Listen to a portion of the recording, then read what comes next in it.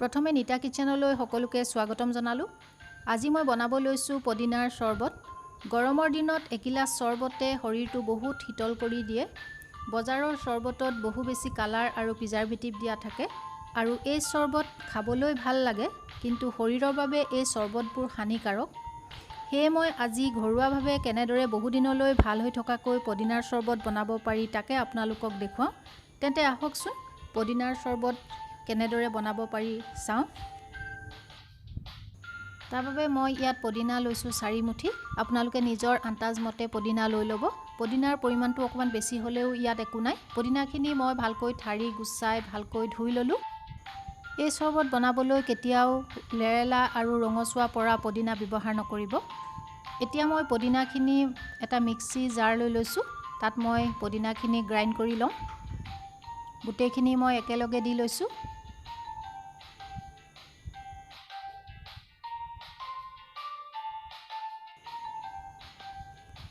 এয়া পদিনাখিনি গ্ৰাইণ্ড কৰা হৈ গৈছে। মই গ্ৰাইণ্ড কৰোঁতে ইয়াত আধা কাপ পানী মিলাই লৈছো, নহলে ভালকৈ গ্ৰাইণ্ড নহয়। আপোনালোকে ইয়াত পানী মিলাই ল'ব। এতিয়া মই এটা চিচাৰ বাউল লৈ লৈছো আৰু এখন চেকনি লৈ লৈছো। তাতে মই এইখিনি চেকি পেলাম। ভালকৈ হেতাৰে এনেদৰে হেঁচি হেঁচি ইয়াৰ ৰসখিনি উলিয়াই পেলাম।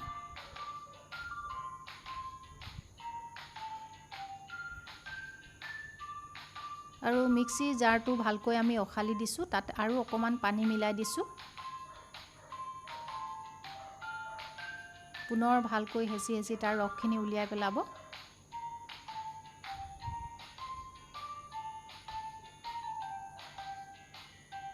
ৰসখিনি উলিওৱা হৈ গৈছে।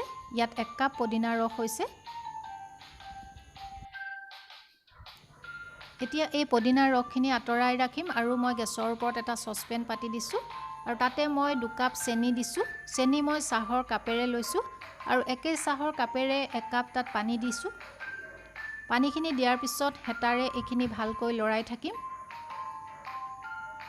আৰু 10 মিনিটমান সময় যেতিয়ালৈকে পানীখিনিৰ লগত চেনিখিনি মিলি নাযায় তেতিয়ালৈকে আমি এনেকৈ লৰাই থাকিম।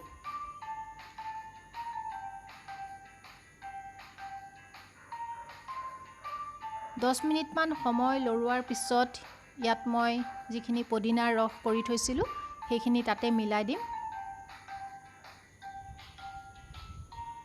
পদিনাৰ ৰসখিনি দিয়াৰ পিছতো পুনৰ লৰাই থাকিম।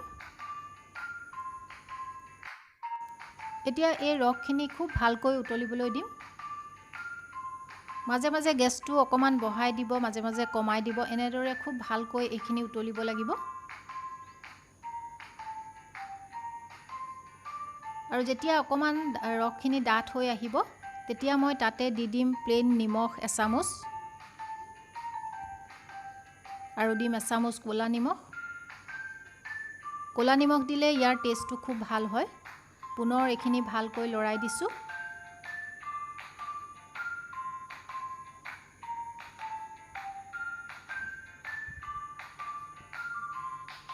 এতিয়া মই ইয়াত দিম ভজা জিৰা গুড়ি। ইয়াত যদি ভজা জিৰা গুড়ি এচামুচ দিয়ে খুব ভাল টেষ্ট আহে, খাবলৈ খুবেই ভাল লাগে। পুনৰ ভালকৈ লৰাই দিছো। এতিয়া মই হেতাখনত অকমান ৰস লৈ হাতেৰে এনেকৈ চুই চাইছো। যদি অকমান আঠা আঠা যেন হৈছে তেতিয়া আমি আৰু বেছি সময় নুতলাম। চাব যাতে অলপ মৌৰ নিচিনা হয়, কিন্তু কেতিয়াও ফুটাৰ নিচিনা হ'বলৈ নিদিব। এতিয়া গেছটো মই অফ কৰি দিছো। এতিয়া মই এইখিনি ঠাণ্ডা হ'বলৈ এটা চিচাৰ বাউলত এই ৰসখিনি উলিয়াই ৰাখিম।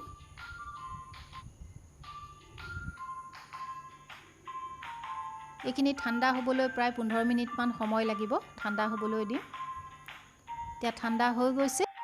এতিয়া মই ইয়াত মিলাম কাজি নেমুৰ ৰস। ইয়াত মই 4টা কাজি নেমুৰ ৰস উলিয়াই লৈছো। পুৰা 1 কাপ হৈছে। কাজি নেমুৰ ৰসখিনি দিয়াৰ পিছত হেতাৰে এই ৰসখিনি ভালকৈ মিক্স কৰি দিছো।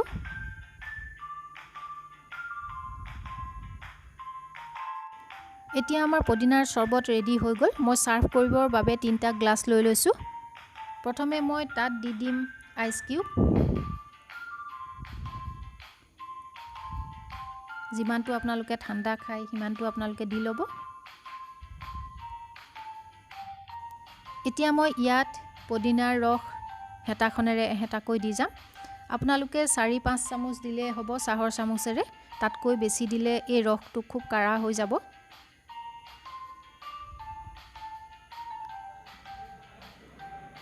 এতিয়া ইয়াতে পানী মিলাই দিম।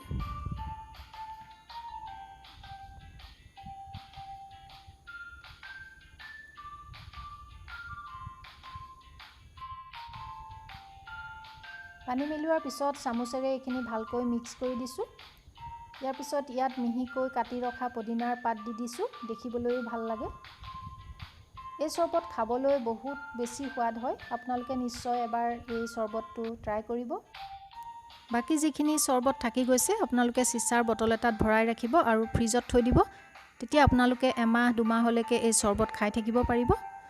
ভিডিঅ'টো চাই আপোনালোকে কেনেকুৱা পালে লাইক আৰু কমেণ্ট কৰি নিশ্চয় জনাব।